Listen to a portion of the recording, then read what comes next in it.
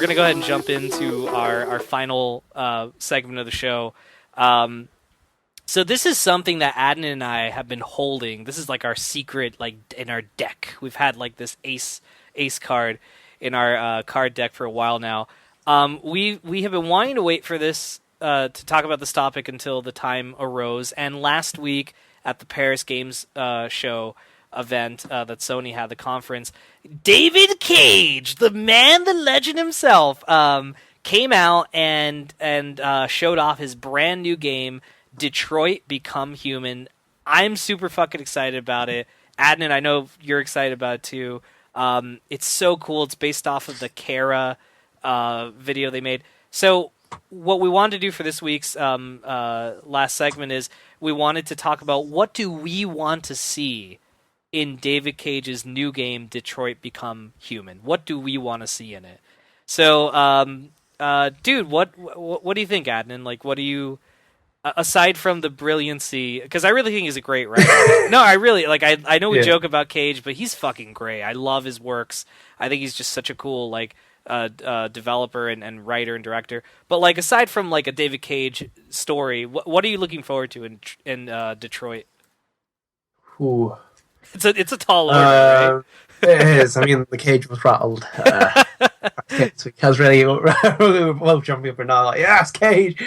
I'm happy that Kara is the project that they're building on. Yes. Because I always felt like the Dark Souls and Kara were just like, it was kind of wasted potential almost.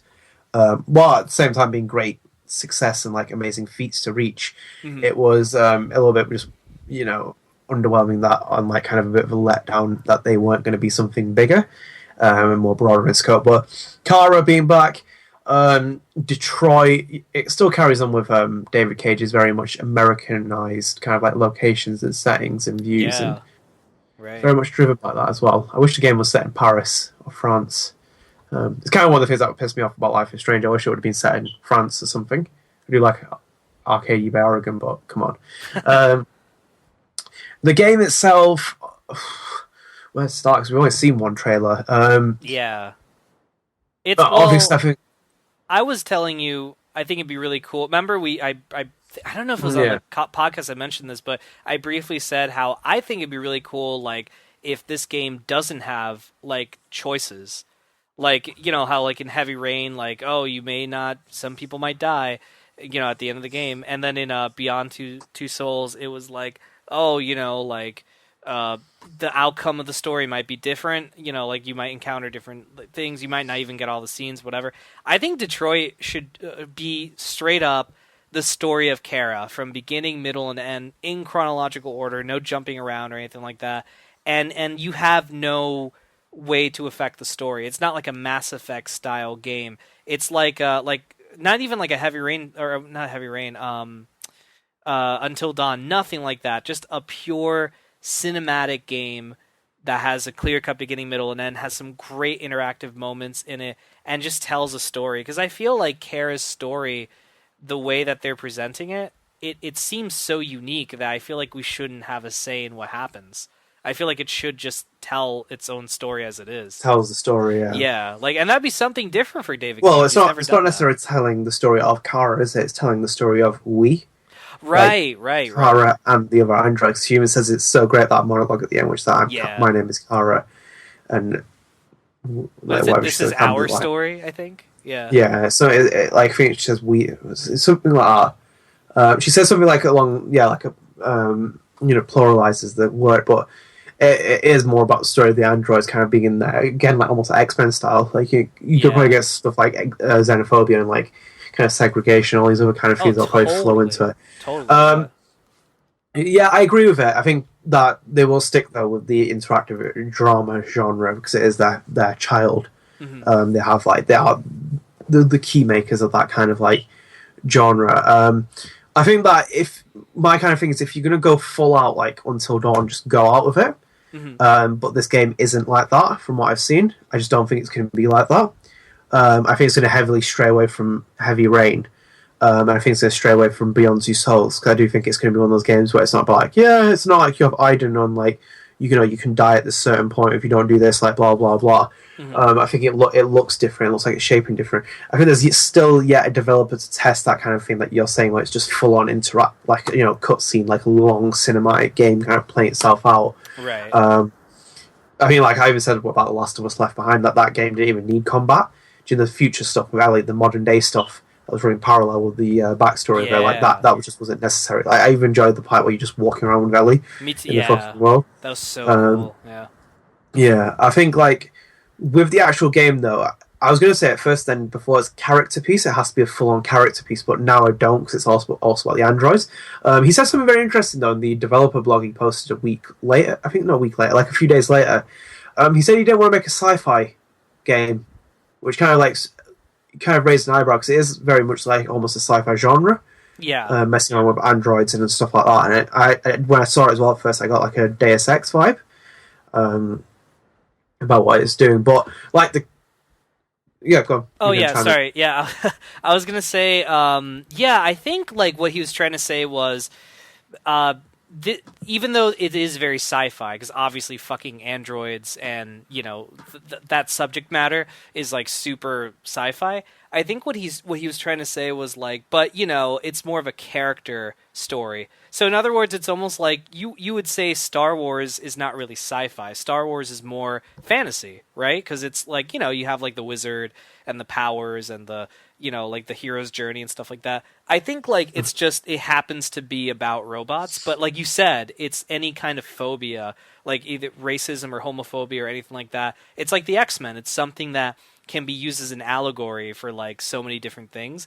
And that was why I'm like, shit, we really should... Like, even when he said that, I'm like, fuck, we really shouldn't have a say in, like, the outcome of the story. Like, this really should be, like, what you were saying, like, the story segments with, Ellie and shit, I forgot her friend's name. Riley. Riley, right, from, the DLC. Right, yeah. Like, should I just finish all your sentences? Please do, dude. Because I'm really running on empty. But yeah, like I think it should be more so than ever, like that kind of story. That damn, that sounds intriguing. Yeah, he needs to really, with Quantic Dream, not just David Cage, he needs to, the road they go down is the one they stay on. Mm-hmm. And more I look at it, I understand the criticism towards Beyond Two Souls. I love that game. I think it's brilliant. I honestly don't understand how you can really hate that game, because I think it doesn't really, the story doesn't need to be fixed together. The entire point is it's broken up in segments, and you reconstructing the DNA, because it even says that, like, her life is incomplete, like you're traveling at different spots and kind of like refixing her timeline almost. I think that game's fucking beautiful to play, and I really enjoyed it. I like the fact that there's less, from what I've seen, it's not like, Ellen Page, because they drifted very Hollywood, even more so to the Hollywood side with Beyond Two Souls. Willem Dafoe, Ellen Page, Lorne Balfour, Hans Zimmer on soundtrack. They had all these names. It's like, fuck me, almost, it was like a movie, a grand movie in itself. So I like the fact that it's kind of like, gone back to it's kind of like, almost like Heavy Rain style, like a bit unknown and kind of like, yeah. I still expect them to have a big name in there, but where they're at is kind of good. But yeah, like it's about being very careful about what they carry down. They carry down one story, keep it there. I think I do like Cage's writing as well. I agree with you that. I do understand why people feel criticism towards it as well, because he does stray down the line a little bit too much. And the dialogue kind of becomes a little bit winded, and it carries off, and it goes on and on and on, and it kind of like, rattle your head a little bit. So it's kind of like being concise and to the point. I think, like, again, you can't go down the sci-fi genre route or anything else. He has to keep it straight to the thing. But I think, like, this is where, if you take a character like this, you can do what The Last of Us does so well, and that kind of, like, story is so effective, the fact that it's a character-driven game. Like, it doesn't matter about the apocalypse. The apocalypse is a secondary factor, and that's the irony of The Last of Us. Like, that's not even important at all. The apocalypse has happened, blah, blah, blah, blah, blah, blah. But it's just irrelevant almost as well, because, like, you don't need to know about what the infection is. It's about these two characters, their journey, experiences, how they're shaping things, what the future is, what the present, the past. So with Kara, I love the fact that, it could be the same kind of story. I agree as well, like, the fact that it should be kind of like choices that drive her kind of like future. I don't think like it should be the point where if you make a choice it'll kill her, because it doesn't need to be that kind of game. I think should be a game where like you go down the roads and you follow this person's life, and it's hard to kind of say more about that, 'cause again, we're so early into the infancy of like seeing this game. Yeah. It's really just what we want, literally just based off of what the game is, like what the initial proposal of what the game is, like because it was just revealed. I like the name. It kind of grows on me every day. I thought it was very weird. For some reason, I keep every time I look it up. By the way, I keep typing Detroit, like Metroid. Detroit. I don't put Detroit. I don't know why. Like, so I keep adding a D at the end. I thought it was kind of a weird name at first, like Detroit, like Detroit style, like pizza. What? They need a scene like that, like no, right at it. No. Where someone's eating a Detroit style pizza. I want that in it. I want that in the game. But I think it's really cool, though. It's such a random location, like Detroit, USA. That's where it's going to happen. Super fucking random location to have, like, the whole, like, where the artificial robots are big or whatever. You would think it would be, like, LA or New York or something like that. So I think that's pretty cool. It's a very, like, different location that we've never visited in a video game before. So I commend that. I'll make an observation. This is no, actually, it has nothing to do with the topic. At the end of the day, dude, I just want a really great game with memorable characters, as we saw in Heavy Rain and in Beyond Two Souls. I've yet to play Indigo Prophecy, aka Fahrenheit. Sure? Yeah, I know. I need to play that. But hopefully before Detroit I can play it. But I just want to see David Cage do his thing, man. The one big thing is I definitely don't want it to be that we control the outcome. Just tell us a story, man, and let us like interact at the most dramatic and best parts that gameplay could do. I could say without a doubt, though, this is definitely my most anticipated PS4 game now that the Phantom Pain is out. I am so excited for this game. I don't think it's coming out next year. I think we've established it's probably going to be a 2017 release. I would love to be surprised and told otherwise, but I expect like a March 2017 at the earliest kind of release date. Yeah, it'll be an early spring release, because I think the remasters of Beyond Two Souls and Heavy Rain will drop next year. Yeah, I think like probably February or March. I think, right? Yeah, in the spring period. I think that was like PSX or something along those lines. But yeah, I really want to see a central game where Cage just tells a story, because I do think he is very good at telling a story. It's just imaginative. He's got a great mind. He's got great ideas. I think it's just been hindered by a lot of the things. Kind of like Quantum Dream do a great thing, and then next minute they kind of backtrack on it a little bit and kind of stumble over the laces. Like they tie their own shoes and then tie the knots in it. And tie their feet together and then just stumble over something. It's like, why would you do that? I think you got so many great ideas and everything else. But again, I love Kara. I fell in love with her as soon as I saw her, the video years ago, and then kind of seeing her again was great as well.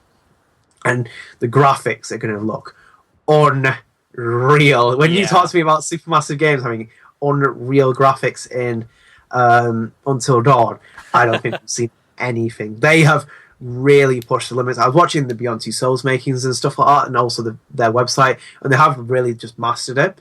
Like they're the closest to making a game look like it's lifelike. Yeah, they really, and they're smart because they really just tap into one console and they set up home there, so they could really like. It's not like where okay, we can't do too much because maybe this other system can't handle it, or whatever. They make it on one console, the PS4, PS3, what have you, and they like really squeeze out as much as they can at the time. Budget permitting, of course.